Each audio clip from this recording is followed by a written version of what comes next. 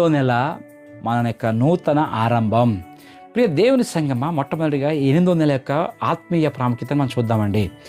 దేవుని ప్రియ సంగమా, మనం ఈ 8వ నెలలోనికి అడుగుపెట్టాం కదండి.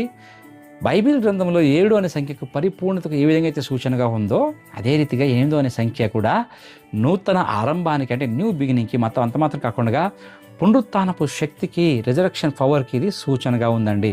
చూడండి, నోవాహు కాలంలో మనం గమనించినట్లయితే జలప్రళయం ముగిసి లోకంలో నూతన ప్రపంచం, నూతన జీవితం ప్రారంభమైంది ఈ 8వ నెలలో నుండి.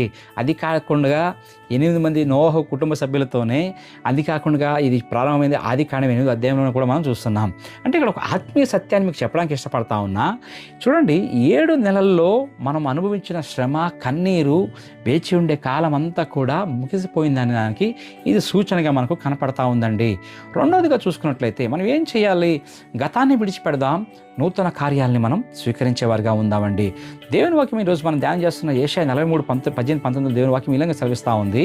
పూర్వకాలపు సంగతులను మీరు తలంచవద్దు, ఆలకించుడి, నేను ఒక నూతన క్రియను చేస్తా ఉన్నాను, అది ఇప్పుడే మొలకెత్తుందని దేవుని వాక్యం సెలవిస్తూ ఉందండి.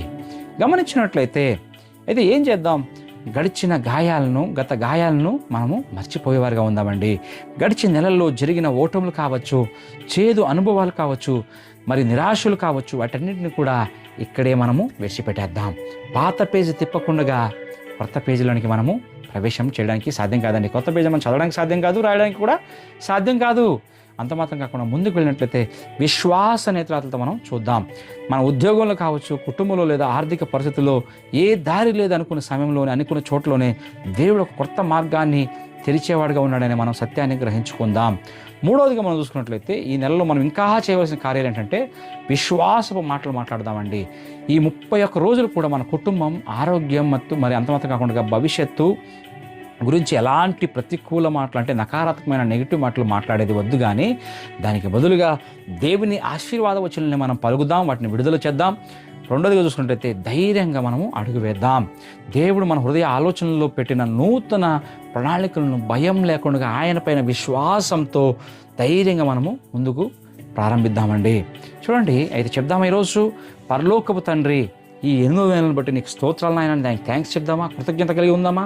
అంతమాత్రం కాకుండా గడిచిన నెలల భారాన్ని, గాయాలను నాయన నీ పాదాలు చెంతే వాటన్నింటిని కూడా వదిలేస్తున్నామని చెప్దాం. అంతమాత్రం కాకుండా ఈ నెలలో నీవు వాగ్దానం చేసిన నూతన ఆరంభాలను మా ప్రతి ఒక్కరి జీవితంలో కూడా విడుదల చేయమని అందరి కోసం ప్రార్థన చేద్దామా? అరణ్యం లాంటి పరిస్థితుల్లో కొత్త దారులను తెరవండి నాయన అడుగుదాం. అందరి చేతి